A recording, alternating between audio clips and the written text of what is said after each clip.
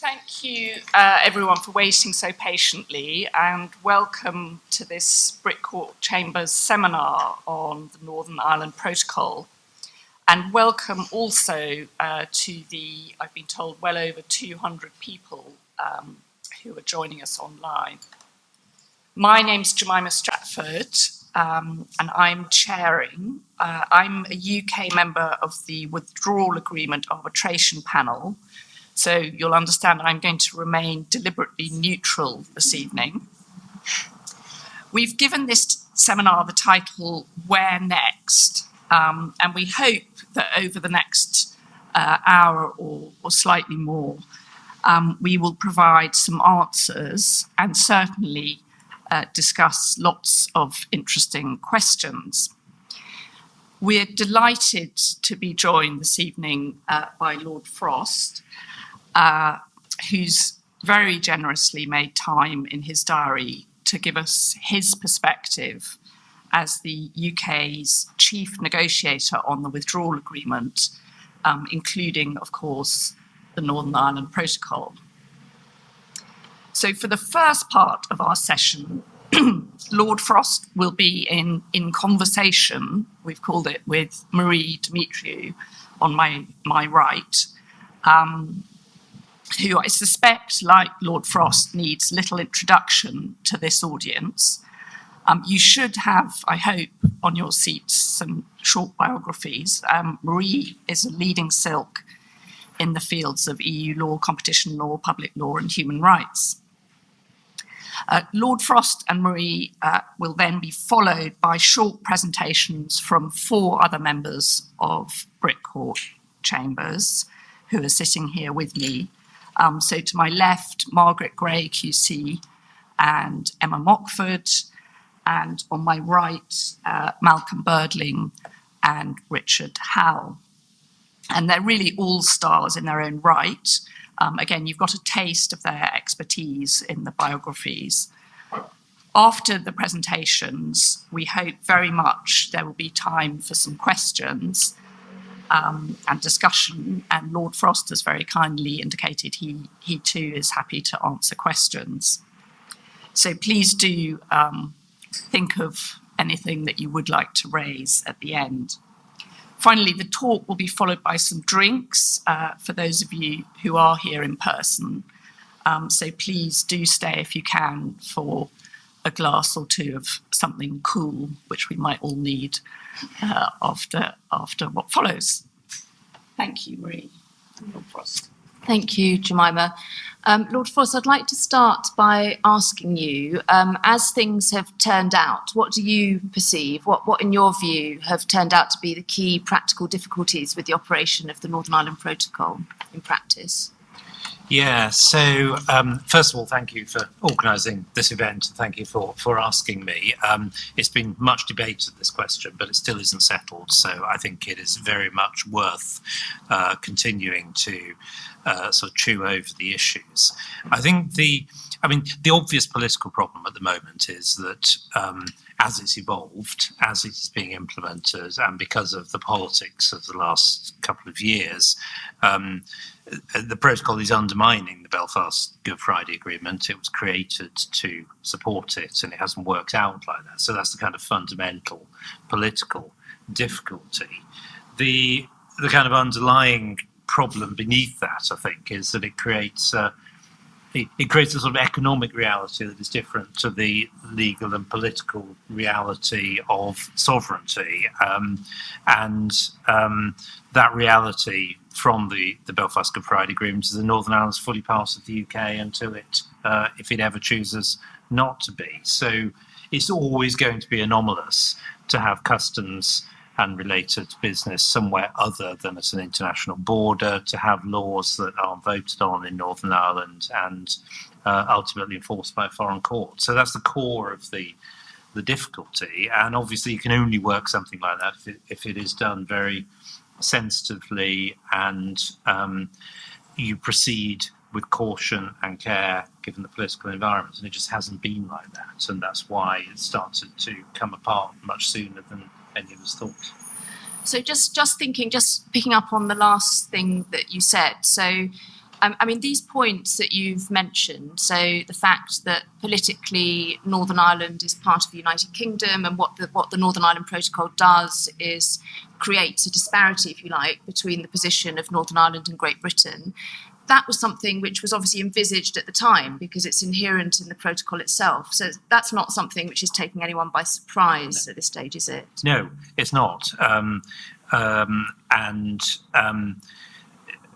It's. I mean, you have to sort of start the history quite a long way back with this, unfortunately. But I think the original problem with this was caused back in 2017 and the joint report and the acceptance by the UK government at the time that the best way of protecting all the equities involved was to have the same laws as regards customs trade, etc., applying on both sides of the border. And I don't think that was the only way of doing it. It hadn't been in the 6-9 months after the referendum, it hadn't been like that. I still don't think it is the only way of doing it, but unfortunately it's how it is. And by the time we took over in 2019, it was so deeply embedded that we were essentially looking to find ways to mitigate that reality rather than fundamentally change it, and it just wasn't possible. And when you say, so I'm interested to hear you say that it wasn't the only way of doing it.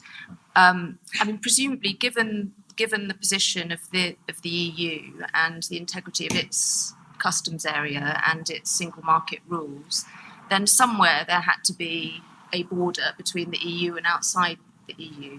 And so when you say there was another way of doing it, what sort of solutions, alternative solutions might there have been? Yeah, so I mean, obviously there is a border already, and sometimes the way this is talked about leaves you thinking that there isn't a border, but there is an international border already between the EU and the UK, and very many things change when you cross that border. It's not that sometimes there's a sort of mythical reality that there wasn't really any difference between Northern Ireland and Ireland under EU membership, and obviously that's not so. I think it would have been better to accept the reality, which is that the best place to put a customs border is at the land border, not to make that a border that required infrastructure, and to be serious about managing it in different ways. And that is obviously how the first 6 to 9 months after the referendum kind of kicked off until the EU and Ireland changed their approach. And I still think it is the only secure basis.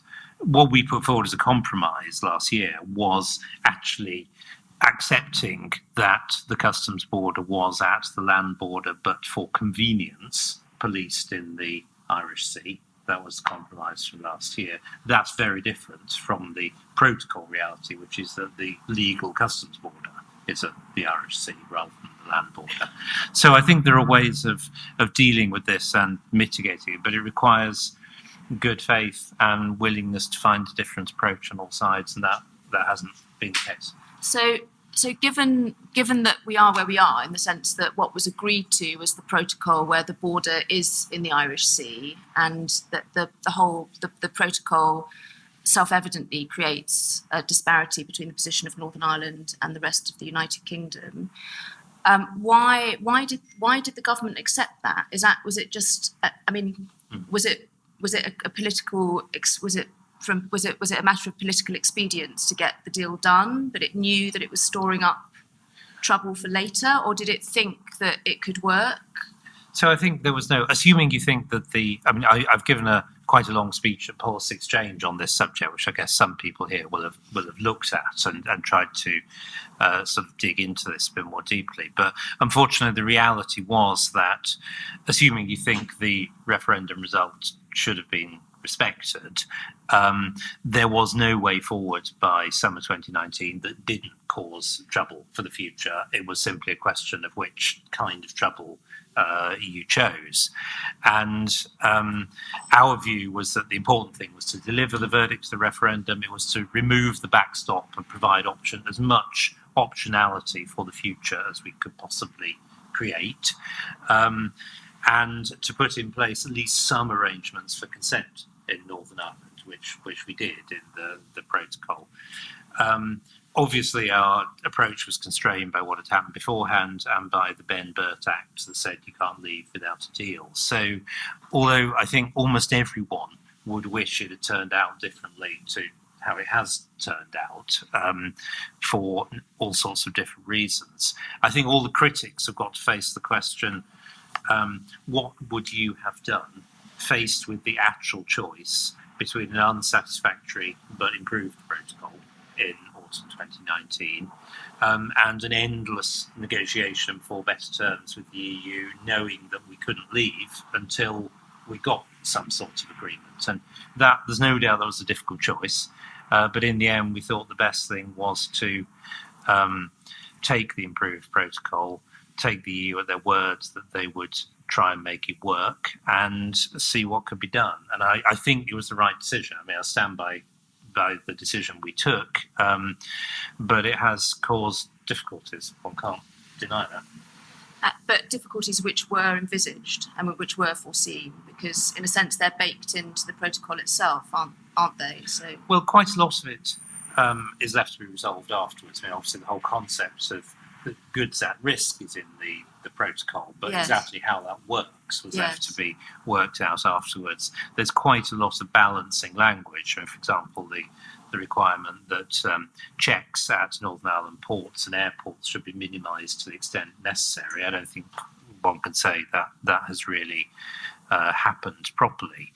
And I think there is a good faith world where both sides say to each other, we will try to minimise checks everywhere as far as we can, to make the legal reality as painless as we possibly can, and to avoid unnecessary disruption to trade, deterrence of trade, and so on. And it never turned out like that for all kinds of reasons. And not only the EU's fault, all kinds of politics got in the way of it working like that.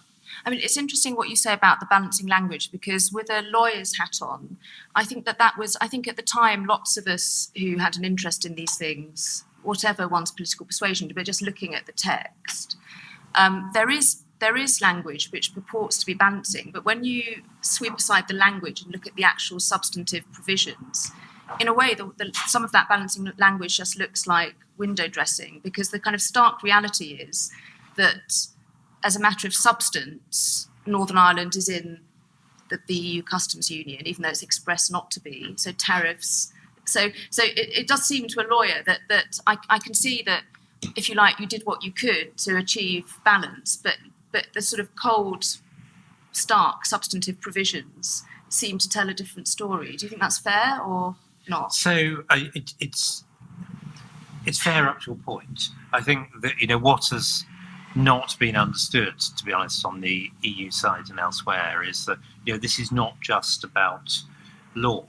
Of course, they can say what you signed, what we have, we hold, that must be implemented. But the consequence of that is very significant political difficulty of the kind that we now see. And because they are a player, like it or not, in Northern Ireland, that is a difficulty for the EU as well as for the UK government. And you can drive into the wall and have a car crash and everything that goes with it, or you could try and mitigate it. And that's what I still think needs to be done, and should be done.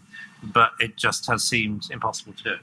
And so what do you think then of the bill? Do you think is that a serious piece of would-be legislation, or is it a negotiating position? What's your view about it? So I think it's both. I think I don't think all sides. I mean, all views here are that it would still be better to reach a negotiated settlement that everyone could live with. I would certainly say that. I think the bill goes further than anything I was contemplating last year when we were trying to work through these problems. But the political environment was different. We had the pandemic, we had all sorts of wider disruption, and some of that has now changed. And I think patience has just kind of run out, I think, on the UK side, that there are a lot of problems which are simply not being engaged with by the EU side. And I really do believe that a way through that could be found by a relatively no-holds-barred negotiation, but it just hasn't been possible. And that, I think, is the frustration that's driven to this bill. And so one of the things that the government is saying is that the bill, despite looking like it's completely inconsistent with the protocol, is nonetheless compatible with international law. So that's one of the arguments that's been put forward. And so that's obviously in the end a question for lawyers and courts to determine whether that's correct or incorrect. We can all have our views, but if it were incorrect, so if this bill were incompatible with international law, what would your view be? Would you support it or be against it, or what do you think? I mean, I'm not sure what precisely what the mechanism is that would produce a kind of unambiguous ruling that this was legal or illegal in international law. Though obviously there will be a consensus will emerge as people start thinking about it. You know, who am I to dissent from the attorney's views? She's given them. I think this is necessary.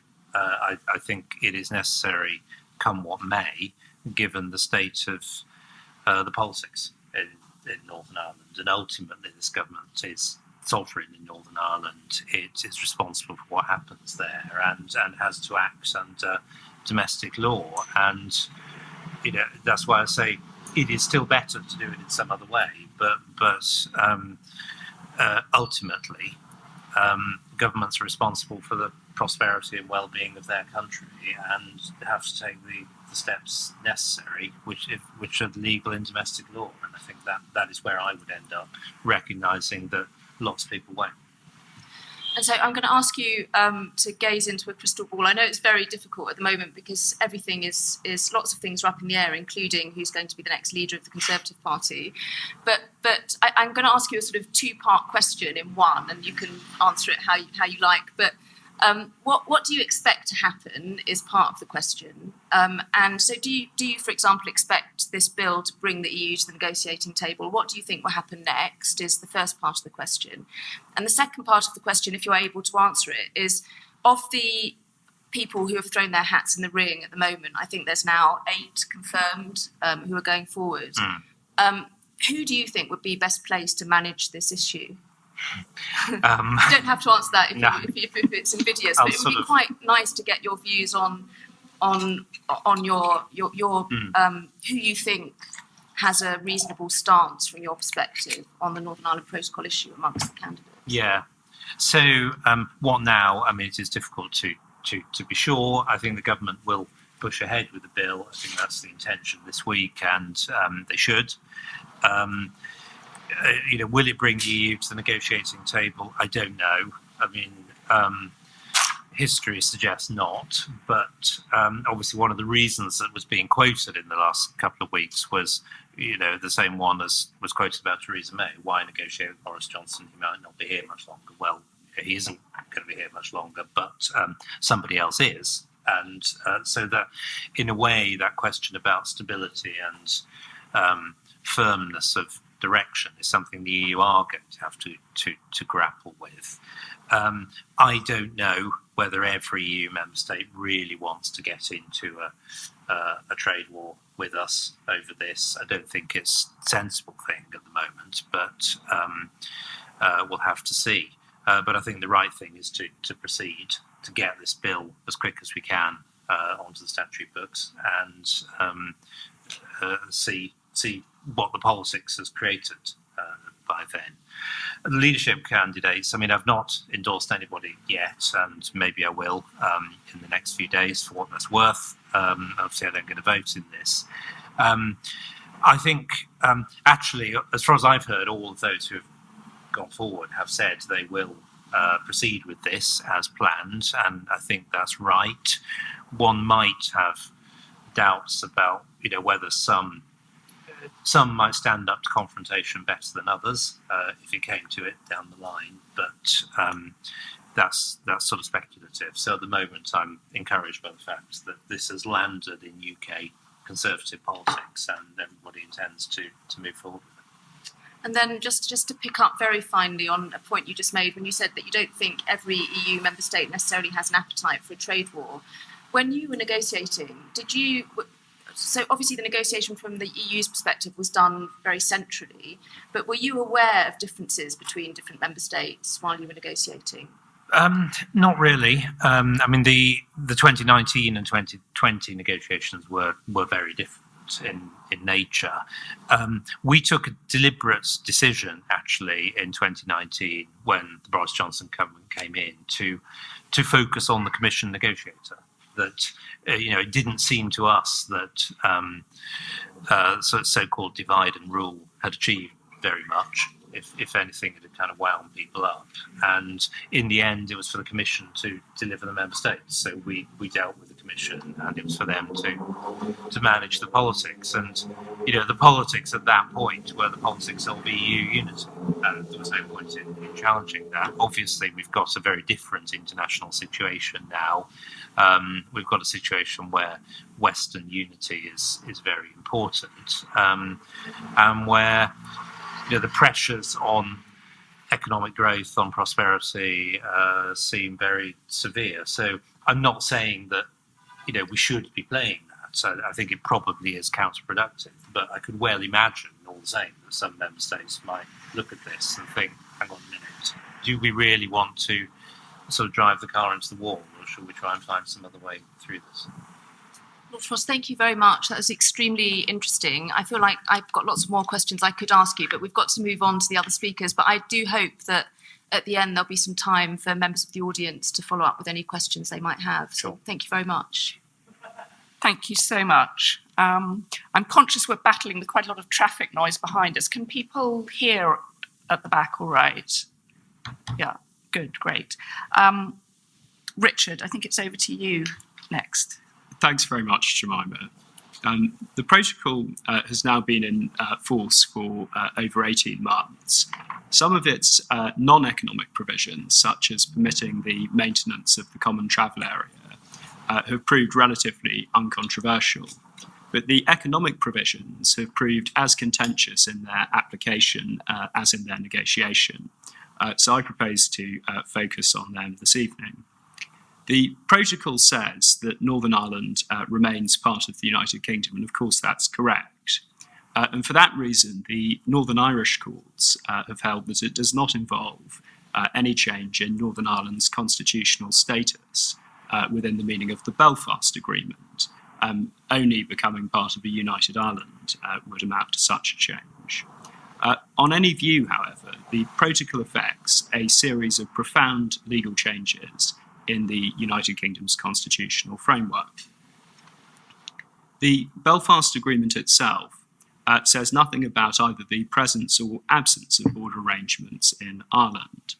But following the referendum, the UK and the EU agreed that avoiding a hard border between the two jurisdictions was of paramount importance.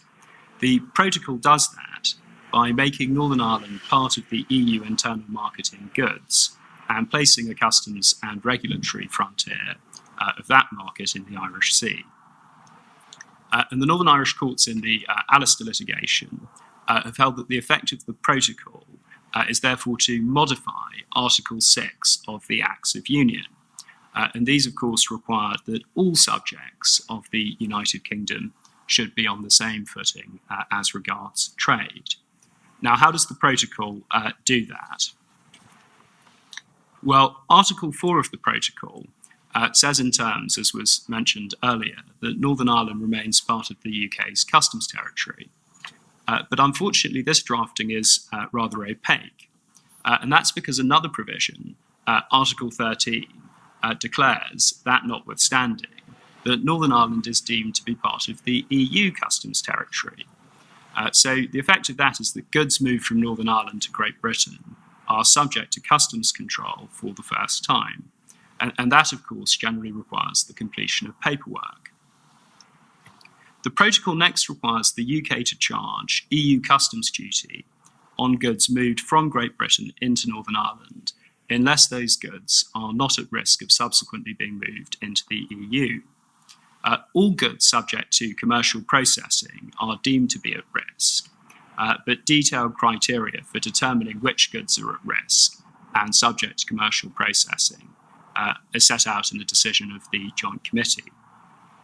Now, following the Trade and Cooperation Agreement, most UK goods are exempt from EU duties, but some will not be if they do not meet the rules of origin in the Trade and Cooperation Agreement. So to take an example, if you refine white sugar in London from raw cane sugar imported from outside the EU, that will be subject to customs duties when moved across the Irish Sea if it's at risk of being moved into the EU.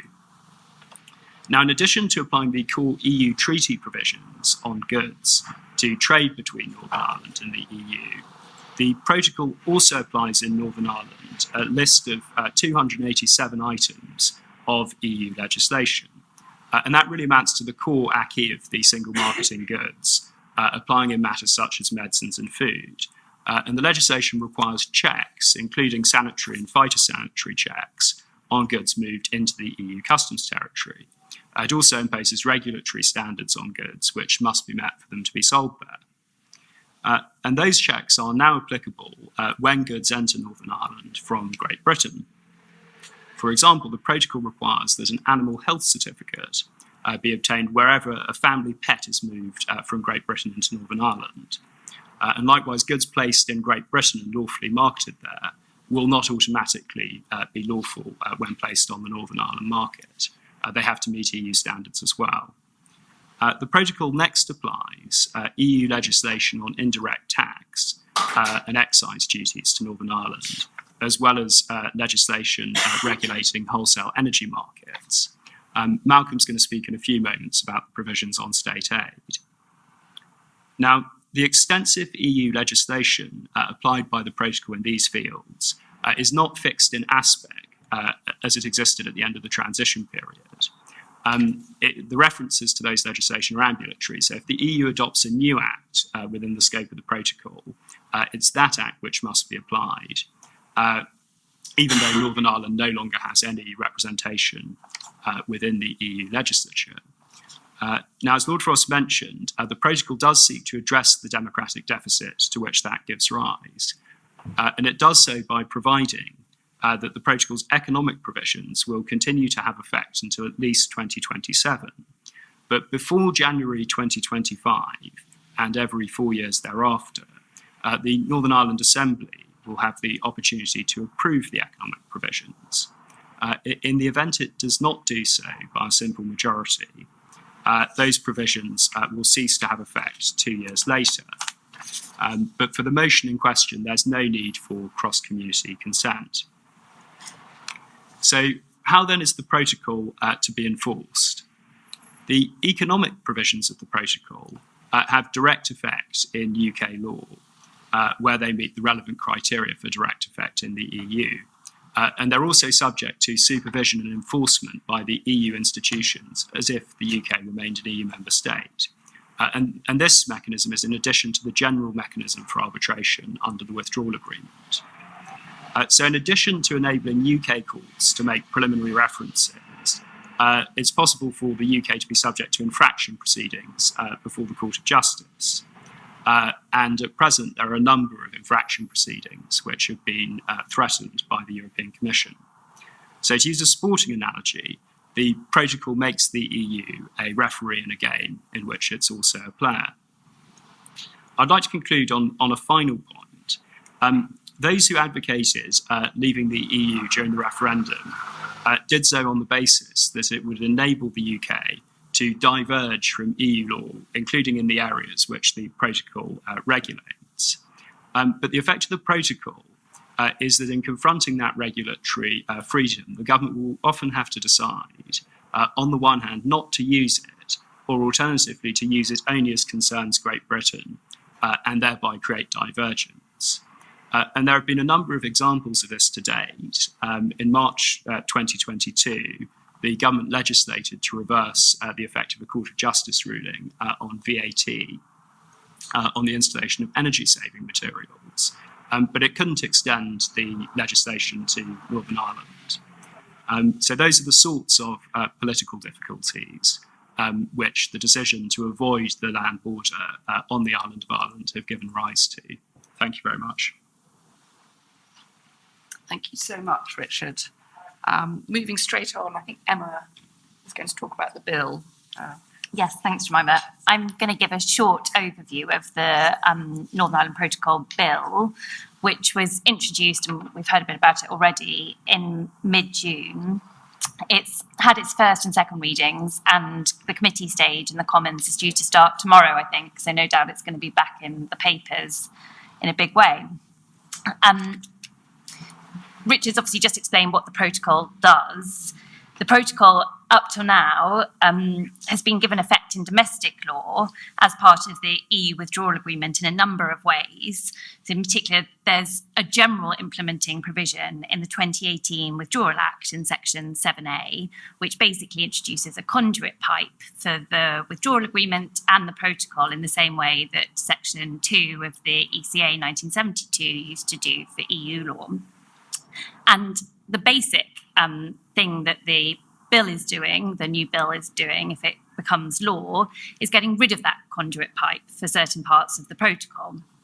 And in particular, unsurprisingly, it's the controversial bits of the protocol that are going to be disapplied as a matter of domestic law going forwards. And the way that the bill does that is it creates a concept of excluded provisions of the protocol and the withdrawal agreement. And so if something is an excluded provision, then the consequence is that the conduit pipe doesn't apply and it doesn't have any effect in domestic law going forwards.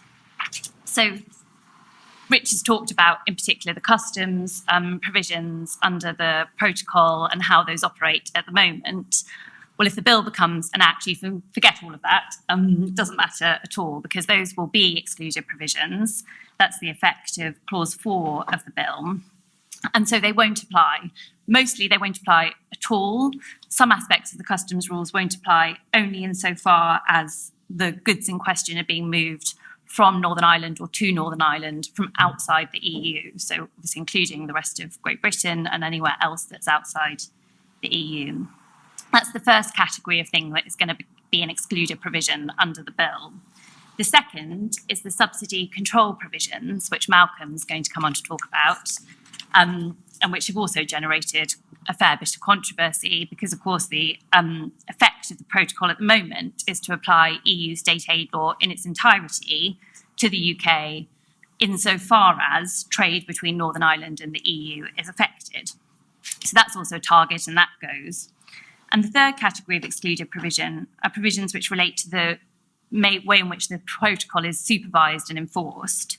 So, for example, Article 12.2 of the protocol, which gave the EU the right to inspect how the UK was implementing and applying the protocol, is excluded. Likewise, any provision of the protocol which gives jurisdiction to the CJEU in relation to the protocol is excluded. So that all goes. And that's the first thing that the bill is doing. And it means that although those obligations still exist on the international plane, they have no bite in domestic law. No one in domestic law has to comply with them as a matter of domestic law, and you can't go to court here and say, well, this is my right under the protocol, please give it to me. The second thing that the bill does, after excluding all those aspects of the protocol, is to give ministers very significant powers to make regulations about things that were otherwise covered by the protocol. So, for example, Clause 6 of the bill gives the Treasury or HMRC power to make regulations about customs matters, which they consider appropriate in connection with the protocol. And Clause 9 is in similar terms, but it relates to the regulation of goods. And there are these very broad powers to effectively create new law in areas that were previously covered by the protocol. In addition, what's also notable is that Clause 15 gives ministers the power to provide that any other provision of the protocol, or indeed the withdrawal agreement, is an excluded provision if the minister considers that is necessary for one of a number of listed purposes. So in effect, ministers are getting a power to say, well, these bits of the protocol were excluded under the Act, but let's add another one to that list. And those permitted purposes are quite large in number.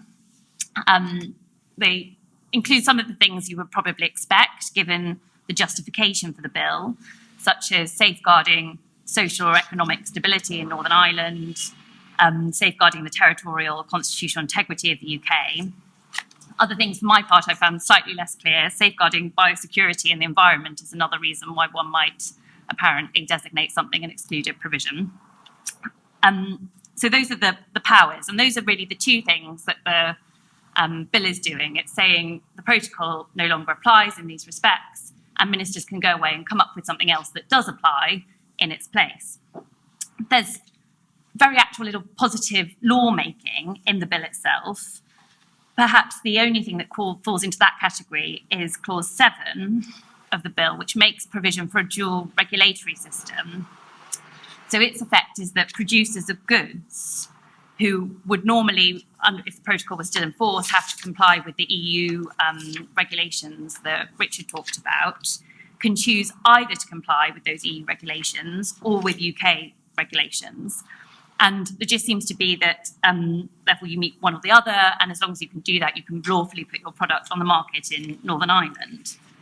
And that ties into this idea that we've heard a bit about in the press, that there's going to be a green channel and a red channel, and depending on where your goods are destined for, if they're destined for the EU, you need to comply with the EU requirements. If they're destined just for Northern Ireland or the UK, you can elect to comply with the UK requirements. So that's the bill. I think I've got a couple of minutes. I mean, it's obviously generated significant controversy in terms of its compatibility with international law, which Marie alluded to in her conversation with Lord Frost. I mean, for my part, I think it couldn't be clearer on its face that it's seeking to disapply the UK's international obligations under the Withdrawal Agreement and the Protocol. I mean, that is its entire purpose. But the government's position is that doesn't constitute a breach of international law because of the doctrine of necessity in international law. They don't rely on Article 16 of the protocol itself, which Margaret's going to come on to talk to. They say instead it's necessary. Necessity in international law, and the government has referred to this in its own papers, has quite a specific meaning. There are the draft articles of state responsibility, which the International Law Commission have published, which say that the doctrine only applies if the act in question is the only way for the state to safeguard an essential interest against a grave and imminent peril. And subsection 2b of that article adds that a state can't invoke the doctrine of necessity if it's contributed to the situation of necessity. Now, a lot of commentators have observed that it seems a pretty hopeless argument to make in circumstances where the UK agreed the protocol not even 3 years ago. And I mean, we've heard a bit about that from Lord Frost and the circumstances which it came about. For my part, I would share that concern. And what I'd add to that is that generally a justification of necessity suggests that you've done a comparison. It implies that you've done a comparison of the situation as it currently stands and what is necessary to avoid that situation. But as I've averted to, the Act doesn't really do that, the bill. It sets out some powers for ministers to do that in the future, but it doesn't set out what is actually necessary to avoid the situation that the UK currently finds itself in. There's very little in the bill that amounts to actually a statement of intent about what the UK intends to do. And it seems to me that does rather imply that one doesn't know what is necessary at the moment to remedy the problems that the Northern Ireland Protocol has given rise to, and that's a further reason why the argument based on the international law doctrine of necessity is a difficult one. With that, I'll hand over. Thank you so much, Emma. So Malcolm, please. Good evening, everybody. I'm going to do that thing that barristers frustratingly love to do, and that is talk about cases that they're in. But before I do that, I have to give an overview of Article 10 of the Protocol to explain why it matters. So what Article 10 of the Protocol does, at least until it's disapplied by domestic legislation, is provide for the continued application of EU state aid law with respect to state measures which, and I'm going to say this in inverted commas because it's going to become important for the story I'm going to tell later, affect trade in goods and services, goods or electricity between Northern Ireland and the EU. Now, that concept is quite important because it circumscribes the continued application of state aid law and was one of the battlegrounds in the case I'm going to come on to discuss. Now, the provisions of EU state aid law that continue to have effect insofar as the protocol apply include Article 107 of the treaty on the functioning of the European Union. And for those of you that are familiar with state aid law, you'll know that that is the general prohibition on unnotified and unauthorised state aids.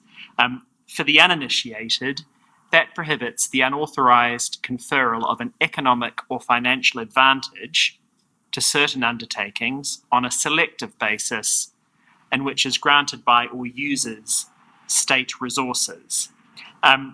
So there are circumstances, in fact many circumstances, in which state aid can be perfectly lawful and justifiable. However, the arbiter, when the UK was a member of the EU and insofar as the protocol applies on an ongoing basis, of whether that so is the European Commission. So the mechanism that's required by the treaty, which the protocol continues to apply in respect of measures that affect trade between NI and the EU, is notification to the Commission. The Commission then assess them and decide whether they can proceed or not. And the test for that is whether they are compatible with the internal market. That's what it says in the treaty. Obviously, that falls to be expanded, the internal market and Northern Ireland. So the upshot of that is that the European Commission was intended to, and does, have an important and ongoing role in the supervision of subsidies that the UK government grant insofar as they affect trade between Northern Ireland and the EU. And I should also mention before going on that the protocol, as I think Richard touched on, also provides for the continued role of the Court of Justice of the European Union as being the ultimate arbiter of disputes about that. So that is plain on the face of the protocol. That's what everybody agreed. But you can see what the scope for disputes are, because your classic state aid territory are subsidies that are given to particular entities that the state thinks, for whatever public purpose it identifies, ought to get them. And that is one of the reasons why many of those that were in favour of the UK leaving the EU thought that was a good idea, because our freedom, I say our, the United Kingdom government's freedom to do so would then be unimpeded, or at least less impeded, by the state aid rules.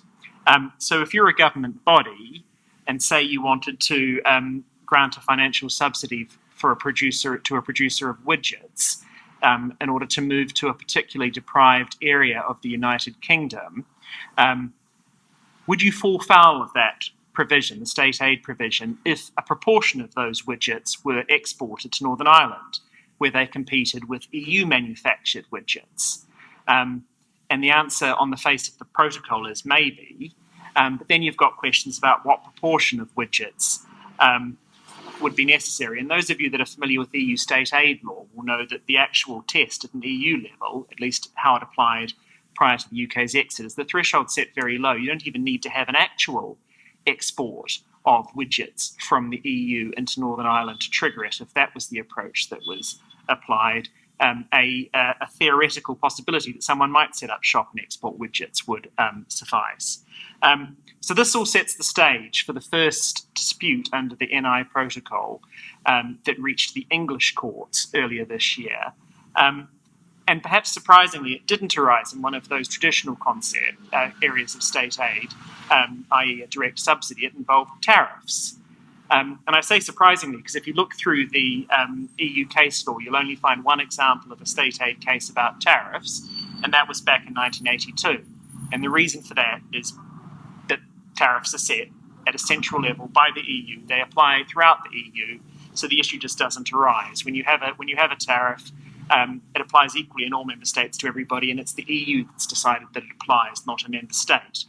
But that's not the position where the UK is concerned, because the UK is entitled to set its own tariffs. That's one of the elements of its sovereignty that the UK regained upon the end of the transitional period, because it's part and parcel of having an independent international trade policy. So, in pursuance of that policy, the UK government passed legislation in anticipation of the end of the transition period, consulted, and decided ultimately that it was going to have as a particular feature of its post-Brexit tariff policy, a quota whereby a certain amount, 260 million tonnes or megatons of raw cane sugar come into the UK without a tariff. And what you're asking, blank-faced, is possibly wrong with that.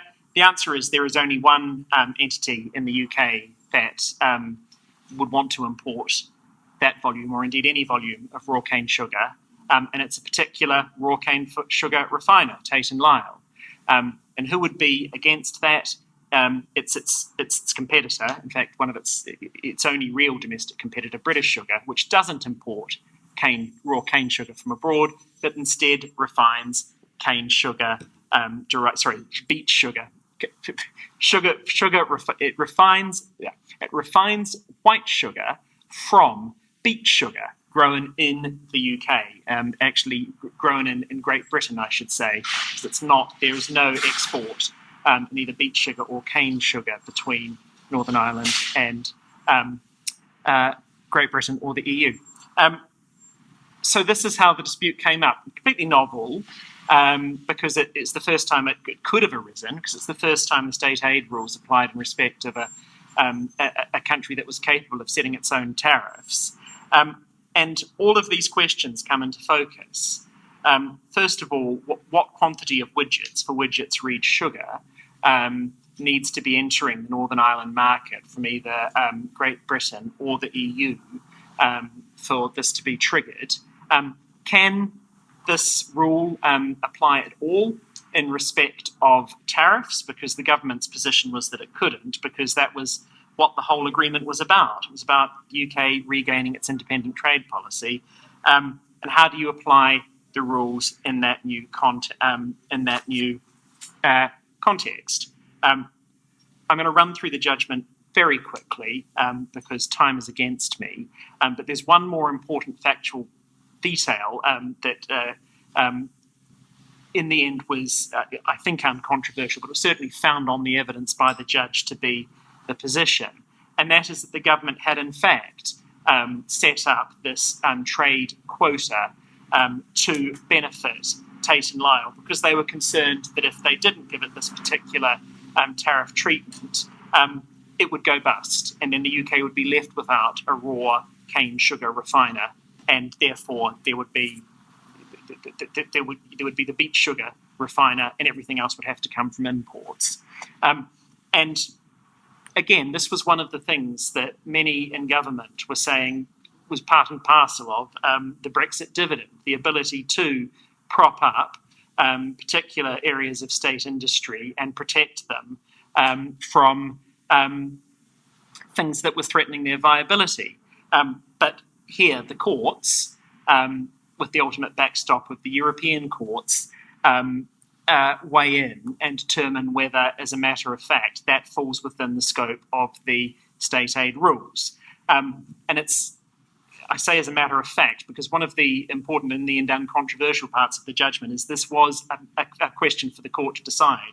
So it's not, those of you who are public lawyers will be familiar with the general amount of discretion that government has in cases where they're establishing what is and is not appropriate. That just doesn't apply here. It's a bright line question. It's either a state aid, in which case it has to be notified, and if not, it's unlawful, or it isn't.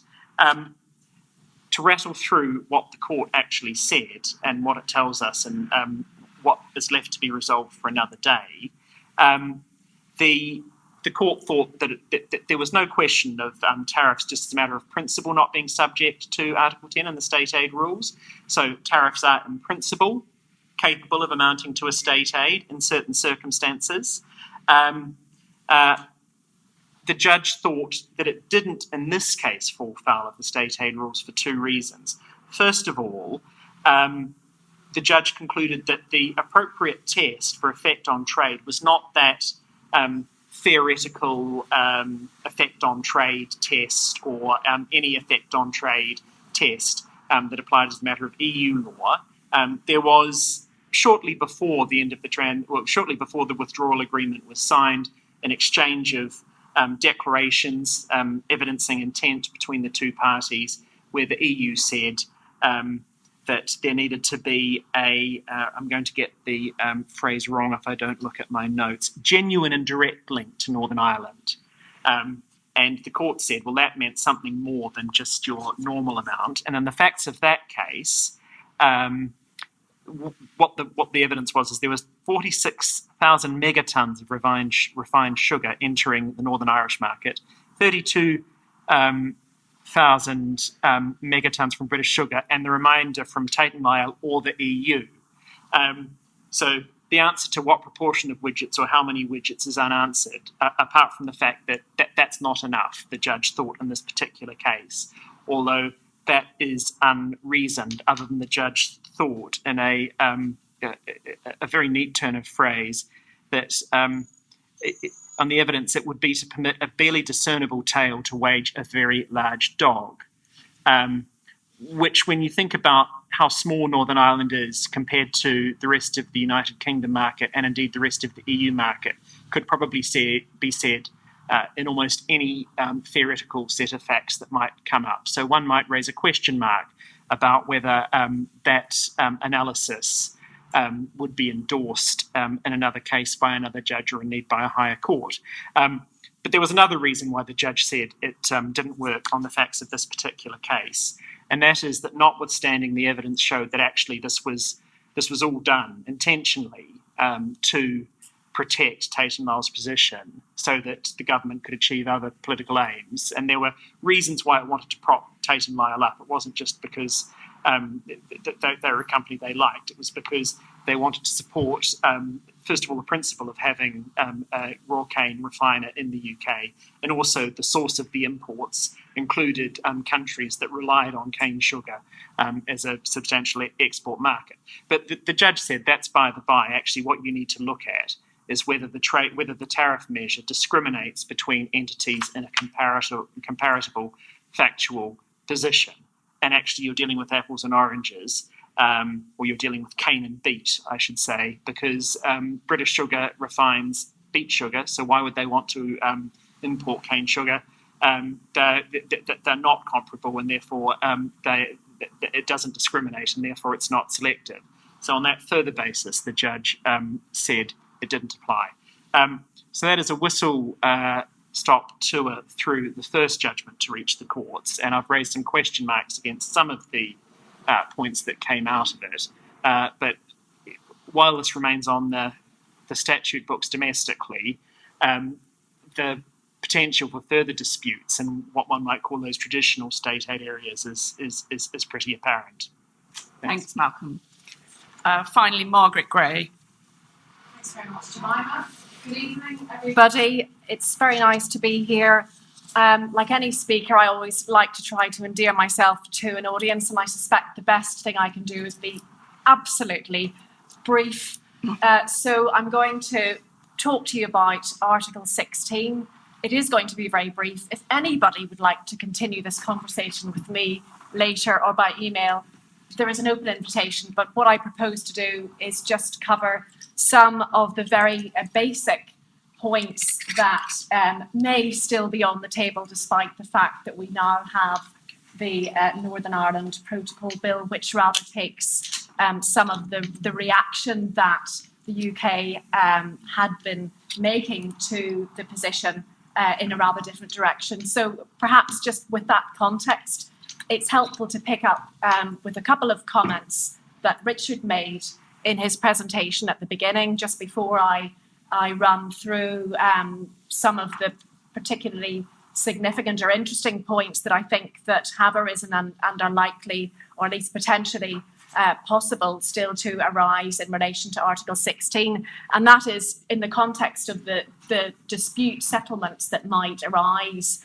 in relation to what might happen next. And this is our seminar is What Next for the Ireland and Northern Ireland Protocol. And we're always wondering exactly what that might be, given that there have been some disputes already that have started and stopped, and Richard referred to certain of the infringement proceedings. And that's a mechanism that can arise within the context of the protocol itself, as we know. And we also have the possibility within the withdrawal agreement itself, also within Part 6, for disputes to arise between the parties and to be brought in at the end of the day before the arbitration panel. But before you actually get to that stage, Article 16 does provide this very unusual safeguard clause. It's a provision which perhaps is closer to the end of the drafting that Lord Frost referred to at the beginning, which is the rather opaque drafting, the perhaps rather unusual drafting, certainly for EU lawyers. It doesn't necessarily or obviously pick up with concepts of EU law.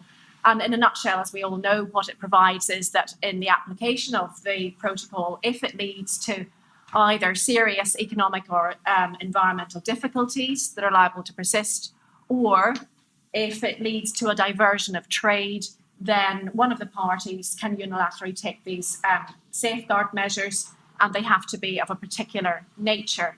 And then the protocol, Article 16 of the protocol also provides that there can be rebalancing measures taken by the other party, and that there is a particular procedure to be followed that's set out in Annex 7 to the protocol, which does suggest that that this is something which is supposed to be done prudently and done over not such an emergency period of time. So in relation to the points that I just want to put on the table, and perhaps for us to think about the notion of this safeguarding clause, which is something which is obviously within the protocol to try to ensure that it is able to persist, rather than the parties having to resort to either of the arbitration mechanism or the dispute settlement within the protocol itself. I'm just going to raise 10 points that I think arise whenever you're looking at the Article 16 of the protocol, and what might happen if it was the case that either in the context of the negotiation, as has been talked about tonight in parallel with the bill, that there are other measures that are adopted underneath Article 16 or on the basis of Article 16, or if there are other community union reactions potentially to the bill, or other situations where there is a resort to Article 16. These are some of the points that I think it's helpful to have a look at, and what has to be demonstrated for it to be capable of being used. First of all, it's a notion of importing a safeguard and mechanism within the protocol itself. So it is looking at an endurance of the protocol, perhaps rather than a rewriting or a retreat from the protocol. Secondly, it's looking at the imposition of interim and temporary measures to allow the underlying agreement to endure. So again, perhaps it's interesting that we now have a bill rather than, at least in the first instance, further recourse to Article 16 to try to reach some kind of resolution of problems within the protocol itself. And the related point, the third point, is there that it's clear from Article 16 that it is meant to be a last resort provision in that way. And if there are problems, they're supposed to be raised in the first instance with the specialised committee, which, as we know, is the committee that is dedicated by the protocol to deal with issues of implementation concerning it. Fourth point is that it is something which is exceptional. It's not, as I said, it is quite opaque in its drafting. In some ways, it is a derogation from the protocol, but it's not drafted plainly in terms as a derogation, but it certainly does allow stepping aside from the status quo where that is necessary. Fifth, there is a causal criterion, and I think if it comes to be tested, and possibly whenever it has been alluded to before, that there may be issues as to whether or not the causal criterion has been satisfied. That is where the application of the protocol leads to either the economic sector difficulties or the diversion of trade. It's not the agreement itself as a whole leading to these difficulties, but the special situation within the protocol itself which has to lead to the difficulties. The next point is that it does encompass these two trigger points, which in and of themselves require a lot of unpacking and also require resort, it seems, not just to concepts or even concepts of EU law that lawyers in this room would be familiar with, but also questions of international law, which haven't even been particularly scrutinised, given that the notion of diversion of trade, for example, is something which there's very little precedent on at all. The next point is that it does require particular application of the principle of proportionality. So there is a need to ensure that whatever the measures are that are taken by way of safeguarding meet in a proportionate way the aim and objective of that, and that similarly applies for the rebalancing measures under Article 16.2. And perhaps interestingly, it does require a certain degree of cooperation if the procedure is going to be used, and that's something which other unilateral measures that then perhaps lead to a different kind of a dispute don't require. And that's except the cooperation is evident from 16.3 and the Annex 7 that I mentioned earlier. Just to close, if anybody does want to look in a little bit more detail, the command paper of last year, the House of Commons, July 2021 paper, did set out a number of instances that the government thought were capable of triggering Article 16 at that stage. We do know that the European Union resorted to it in circumstances earlier last year in relation to the transport of medicines. But perhaps something that we might think about, and where I started off, is whether there's still a role for it as a further way of trying to reach a negotiated solution, whatever that solution might be. And I think that what's going to be most interesting for lawyers is that it really is going to raise some very keen and as yet undetermined or even perhaps undivined issues of interpretation of both the EU and international law when we're looking at how these concepts ought to be interpreted and applied, similarly to how Emma was talking about as regards the approach to the notion of international law that's been adopted in support or in defence of the bill. So I'll leave it at that, Jemima. Thanks very much. Thanks so much. And thank you to all the speakers. I think we've covered a huge amount of ground. And for my part, anyway, I found that refreshingly clearly explained in an area that where it's often difficult to get hold of the hard facts. If there are questions, all the speakers have said they'd be delighted to take them. So I don't know whether anyone has any questions, and I think we've got a microphone as well.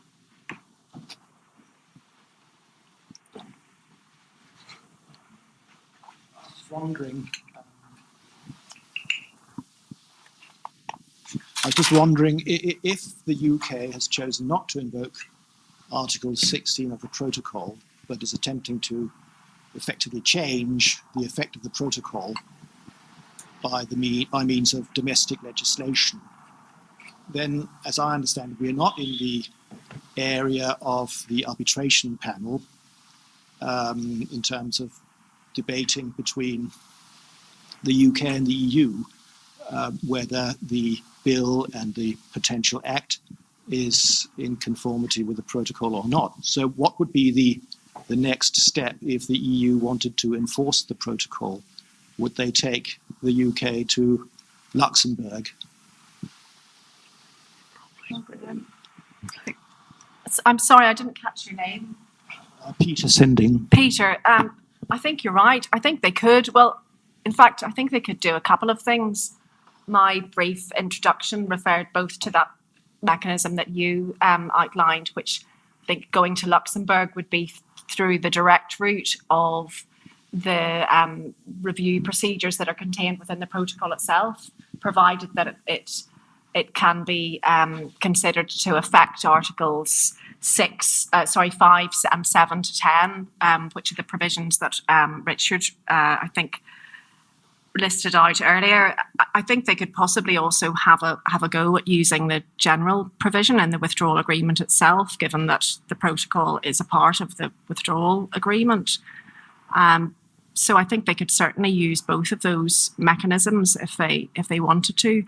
I wonder if they could possibly say that potentially, if it came to pass, that it might be something which could also trigger a resort to Article 16, if that was potentially something that could be considered. But I think certainly both of those conventional mechanisms would be what would be happen here as regards a reaction from the EU.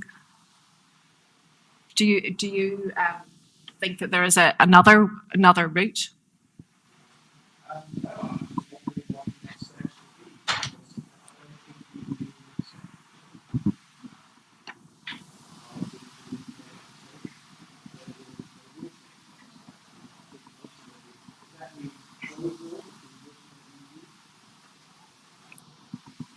Lord Frost, I don't know if you want to come in on this. I mean, this is sort of politics rather than law. I mean, I agree with you, Margaret. I think that's what they will do, almost certainly, if we can't resolve this beforehand. And no doubt the Court of Justice will rule against the UK in those circumstances. But then what? The bill excludes the court in any case, or the Act by then, for many purposes. And I simply don't see how such ruling could in practice be enforced. It is the core of the problem that we've got is the political the political impracticability of having a foreign court ruling on UK domestic measures. So simply going to that foreign court and getting a ruling doesn't actually solve your problem. It merely generates another instance of the problem that in the end has got to be resolved politically or through negotiations in some way. Thank you. I think there was, yeah. Thanks very much. Fergus Randolph. I'd just like to reiterate my thanks, Lord Frost, to you coming here. It might seem slightly Daniel and Lions Danish, but actually it's been an incredibly civilised conversation, and I'm grateful for your openness and honesty. Can I ask you this? We've kind of skirted around this. Margaret's given a learned disquisition as ever on Article 16. Emma's talked about necessity, and you've been asked by Marie various interesting issues about why we got to where we are and where we might be going. Given the problems that have been identified by Emma about the doctrine of necessity, would it not have been sensible politically and legally to actually invoke Article 16, because that's there as a mechanism, and just try it out? Because if it failed, then it might be possible. I'm not saying it is, and I'm not an public international lawyer, but there might be more strength to the necessity bow. But as it is, you appear to have negotiated a particular specific mechanism to deal specifically with this type of issue, in particular where Stormont is not sitting. And today, of course, is the Battle of the Boyne. So it's slightly ironic that we're having, or maybe not, maybe it's deliberate, we're having our webinar today. Well done, the organisers.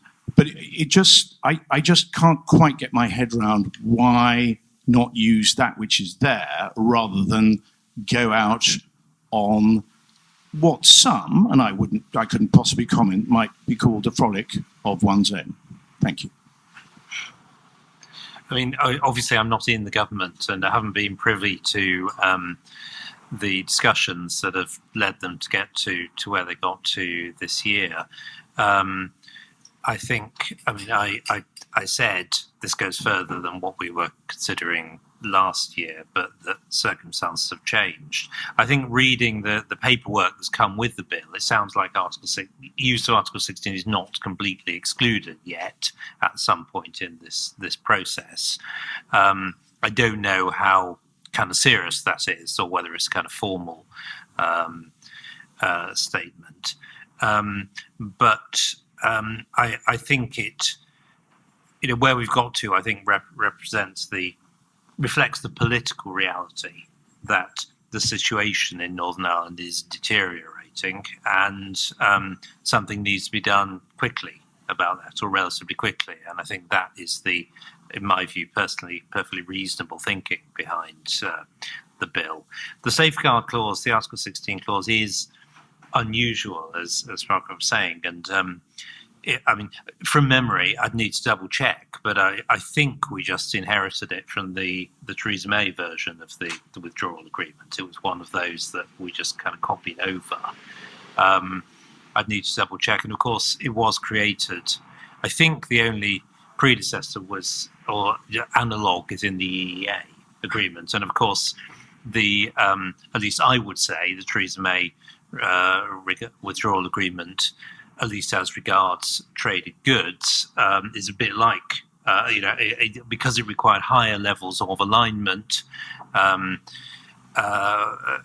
was conceived in an environment that was sort of slightly different to the one that we've ended up with in the protocol. So I think that is possibly part of the reason why it kind of doesn't fit, and there are some anomalies with it. It is, of course, in the TCA in slightly adjusted form, and interestingly, it was the EU who were most interested in keeping it in the TCA negotiations rather than us. Thank you.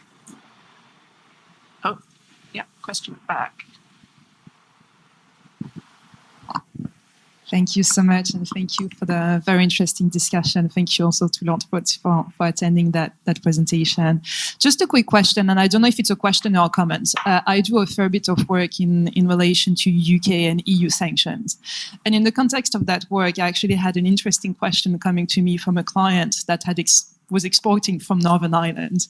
And so I had to look into the application of EU sanctions to Northern Ireland. And I don't know if it's intended or unintended, but I realized, for looking at sort of the provision and the EU sanctions as they are currently drafted and the protocol, that EU sanctions with respect to goods apply directly to Northern Ireland. However, services, by way of application of the protocol, are excluded from sort of that specific protocol. So when we look at sanctions to Russia, in Northern Ireland, the export of goods are derived from the application of EU sanctions law, but services are under UK sanctions law. And that seems, in my mind, quite odd.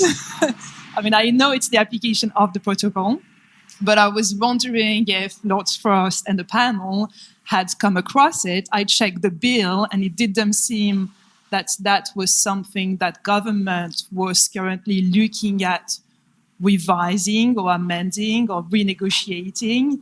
But I don't know if it's unintended consequence, but if you apply that specific sort of legal rule, you end up making notification to UK authorities under EU sanctions law, but to a UK competent regulator, especially when we look at, for instance, technology associated with goods. And that just, I mean, I don't know, it might be a very specific point. I went actually to UK government to ask whether my reading was, sort of correct. But yeah, it just seemed a bit odd. So wanted to open the floor on that specific point. Thank you. So again, because I'm not in government, I don't know exactly what the answer to it is. I think your description of the legal position is correct.